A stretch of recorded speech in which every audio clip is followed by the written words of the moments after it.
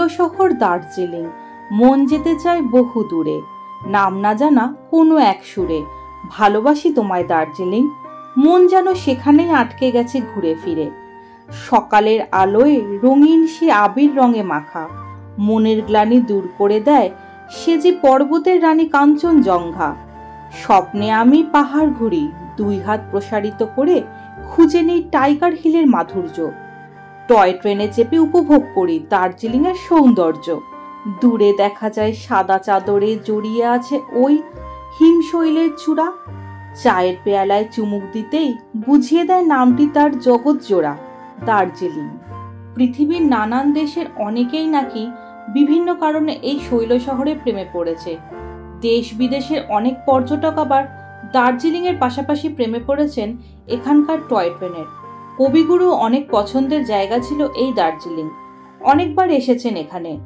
দার্জিলিং পাহাড়ের সৌন্দর্যে বিভোর হয়ে কবি প্রতিধ্বনি লিখেছেন। দার্জিলিং এ প্রেমে পড়া মানুষের মধ্যে অঞ্জন দত্ত একজন।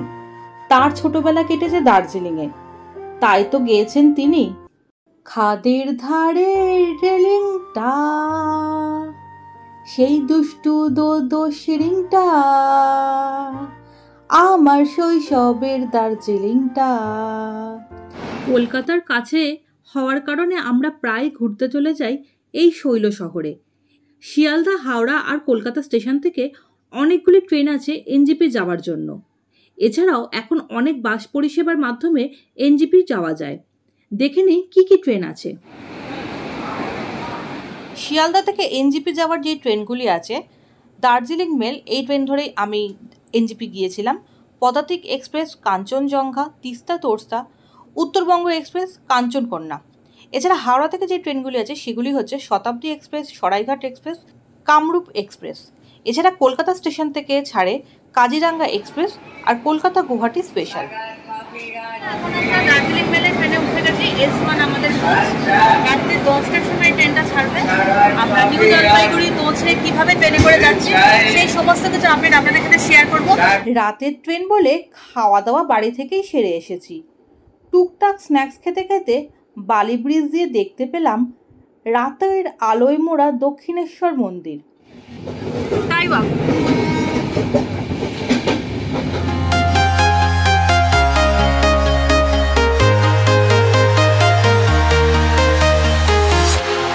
walking alone, the streets are empty. The only thing I can see is my own silhouette.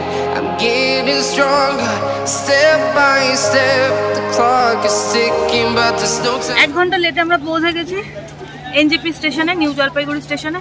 8:30টায় train আসার কথা ছিল, এখন তো প্রায় 9:30 বেজে গেছে। এই সময় এখন আমাদের ট্রেন ঢুকেছে দার্জিলিং মেল। এই যে দার্জিলিং মেল, আমাদের ট্রেন এখন ঢুকেছে এখানে, অনেক লেট। চলুন এবার আমরা বাইরে থেকে গাড়ি করি, তারপরে আমরা পাহাড়ে উঠি।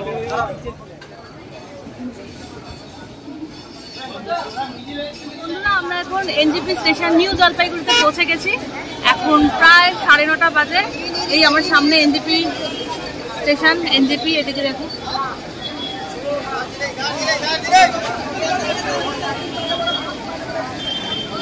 স্টেশনের বাইরে থেকে শেয়ারিংয়ে গাড়ি নিয়েছি। দার্জিলিং পৌঁছে দেবে, ভাড়া 300 টাকা। শিলিগুড়ি থেকে দার্জিলিং অবধি ভাড়া 250 টাকা। এটাই নাকি ফিক্সড রেট বলল ড্রাইভার। বেশি কথা না বাড়িয়ে ব্রেকফাস্টে ব্রেড আর অমলেট খেয়ে উঠে পড়লাম।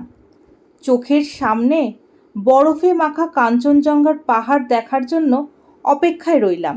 নিউ জলপাইগুড়ি থেকে দার্জিলিংয়ের দূরত্ব 73 কিলোমিটার। শিলিগুড়ি থেকে দার্জিলিংয়ের দূরত্ব 77 কিলোমিটার। কিন্তু পাহাড়ি রাস্তা হওয়ায় যেতে 3.5 ঘন্টা লেগে গেল। আর একটু বেশি সময় লাগলেও খারাপ হতো না, বরং চারপাশটা ভালো করে উপভোগ করতাম। চা বাগান পেরিয়ে আস্তে আস্তে পাহাড়ের দিকে এগোতে লাগলাম। পাহাড়ি আঁকাবাঁকা রাস্তা, মাঝে মাঝে গাড়ি উপরে উঠছে তো উঠছেই, আবার হঠাৎ বাঁক নিচ্ছে। আমাদের গাড়ি ক্রমাগত উপরে উঠছিল। রাস্তার এক পাশে খাদ আর অন্য পাশে সুবিশাল পাহাড়।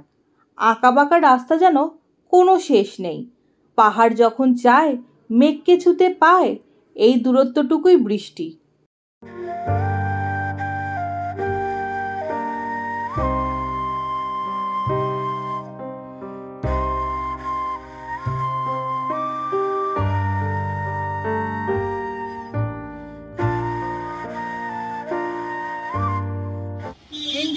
গাড়ি ছেড়েছে আমাদের।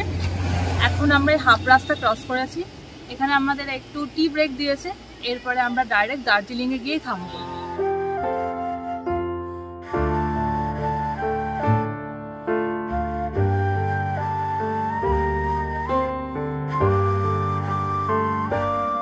হঠাৎ করে কিছুক্ষণের মধ্যেই একরাশ মেঘ কিছু ঠান্ডা হাওয়া নিয়ে হাজির হয়ে গেল আমাদের গাড়ির কাছে। আশেপাশে সব কিছু তখন মেঘে ঢাকা তারা। সামনে থেকে আসা ছোট্ট টর্চের লাইটের আলো দেখতে পেলাম। কাছে যেতেই দেখি এটা তো গাড়ির হেডলাইট। মেঘ এসে সব আবছা করে দিয়েছে। এই সময় কিছু না দেখতে পাওয়ায় ড্রাইভারের সত্যি খুব অসুবিধা হচ্ছিল। তাই খুবই ধীরে ধীরে কার্শিয়াং পার হয়ে পৌঁছে গেলাম সেই হেরিটেজ লুক বহনকারী স্টেশনে, ঘুমে। এখানে আসতেই আবহাওয়া বেশ পরিষ্কার হলো। এবার বেশ বোঝা যাচ্ছে পৌঁছে গেছি দার্জিলিংয়ে। অনেক পর্যটককেই দেখলাম ঘুমে ঘুরে বেড়াচ্ছিল। দার্জিলিংয়ে প্রথমেই স্বাগত করল কোনো এক বাড়ির ফাঁক থেকে দেখা কাঞ্চনজঙ্ঘার পাহাড়। চলন্ত গাড়ি, তাই এক ঝলক দেখা পেলাম। তারপরেই দেখলাম সেই টয় ট্রেনের, যা দেখে বারবার মনে পড়ে যায় সেই বিখ্যাত গানটার। নিজেকে টয় ট্রেনের জানলার পাশে বসে আছি ইম্যাজিন করতে লাগলাম। বেশ নস্টালজিক ব্যাপার। তবে আমার জন্য কেউ সেই গানটা করছে কিনা বলতে পারবো না।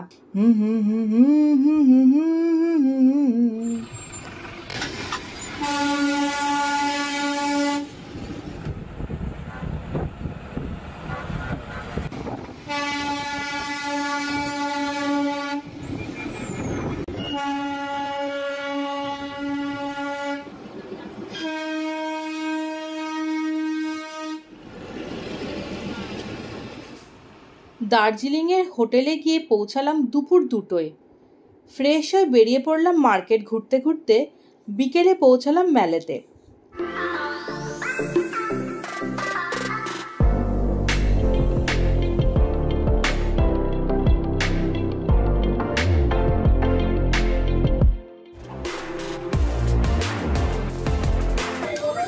এই হচ্ছে আমার পেছনে ফেমাস দাস স্টুডিও। দার্জিলিং এর ফেমাস দাস স্টুডিওর সামনে আমি এখন দাঁড়িয়ে আছি।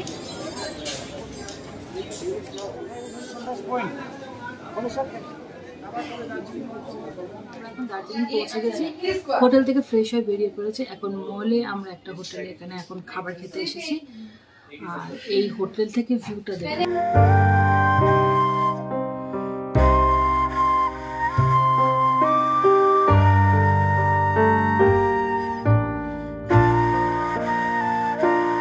ভাত, আলু ভাজা, ডাল, তরকারি, স্যালাড আর সঙ্গে আচার। দুপুরের খাওয়া বিকেলে সারলাম। একদম ম্যালের উপরেই এই বাঙালি হোটেল। এই হোটেলে রুমও পাওয়া যায়। ভেজ থালি নিল মাত্র 100 টাকা। আজকে আমাদের দার্জিলিংয়ে ডে 1-এ আমরা এখন বিকেলবেলা ম্যালে ঘুরছি। ম্যালে ঘুরে একটু কিছু কেনাকাটি করব, তারপরে আমরা কালকে সাইট সিন করতে যাব, সেইগুলো সমস্ত ঠিক করব। এখন আমরা ম্যালে বেশ এনজয় করছি।